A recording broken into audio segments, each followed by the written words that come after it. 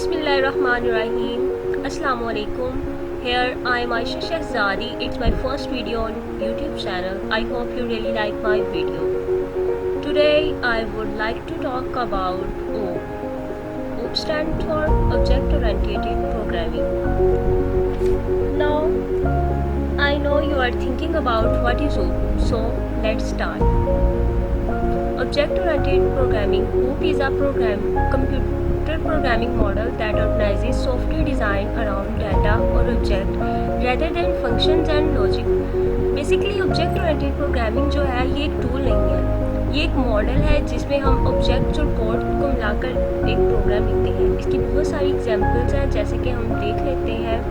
First one is C++, Java and then Python. अब चलते हैं हम उनके फीचर्स की तरफ।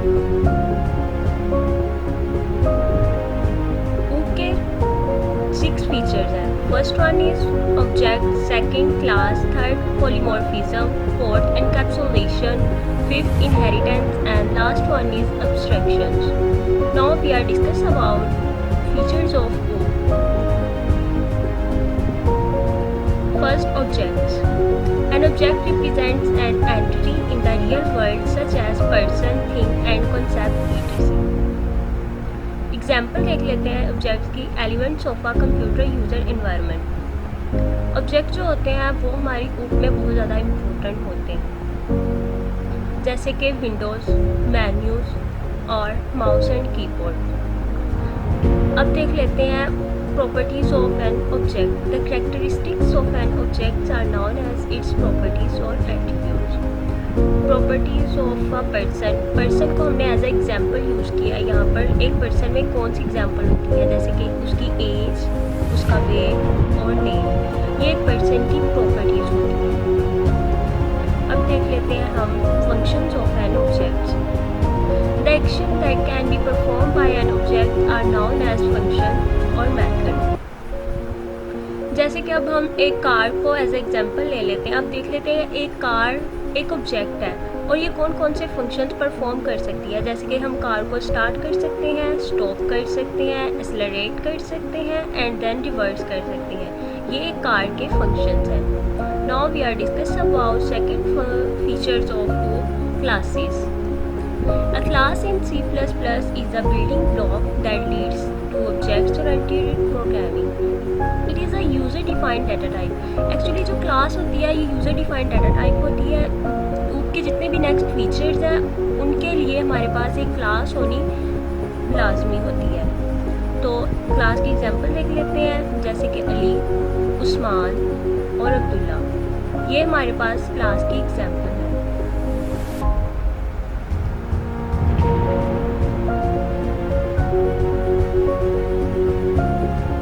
ये एक क्लास की एग्जाम्पल है, जैसे कि हमारे पास डिफरेंट टाइप्स ऑफ कार्ड्स हैं।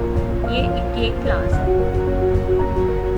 Now we are discuss about declaring a class की क्लास को कैसे डिक्लेयर किया जाता है। The keyword class is used to declare a class.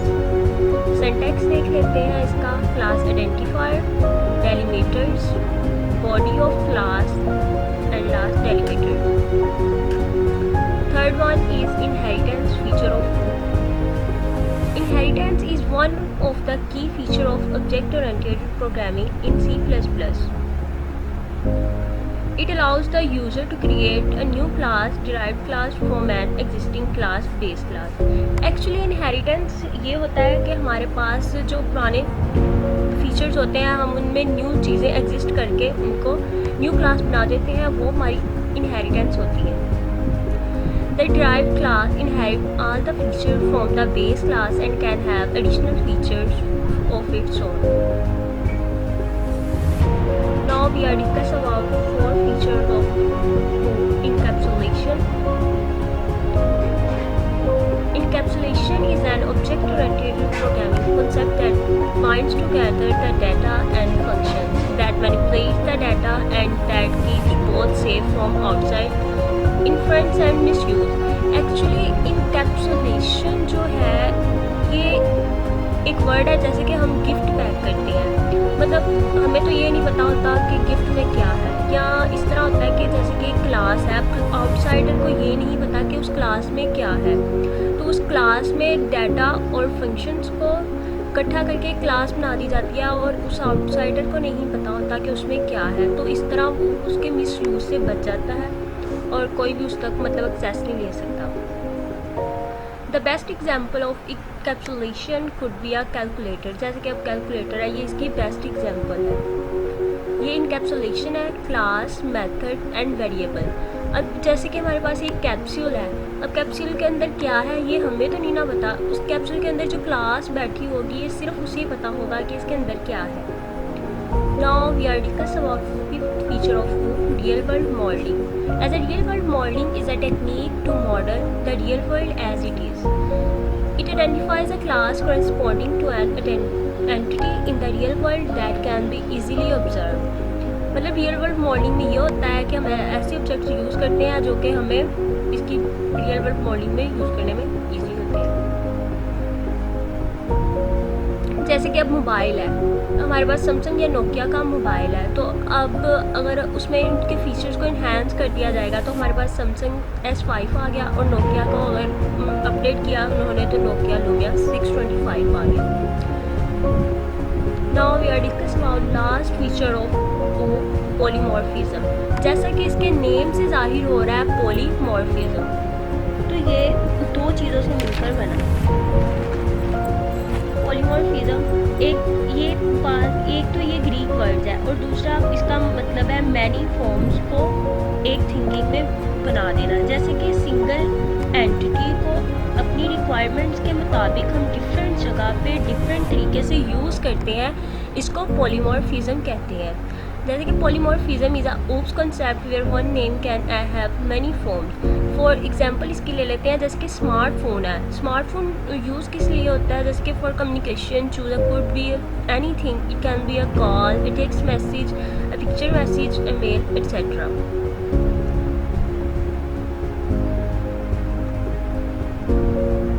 आगे हम देख लेते हैं access specifier. The command that are used to specify the access level of the class member are known as access specifier. Access specifier जो होता है ये commands होती हैं जो कि हमने क्लास मेंबर तक एक्सेस के लिए हम यूज़ करते हैं। इसकी two types of access specifier है, एक तो प्राइवेट होता है और एक पब्लिक होता है। देख लेते हैं पहले हम प्राइवेट एक्सेस स्पेसिफायर।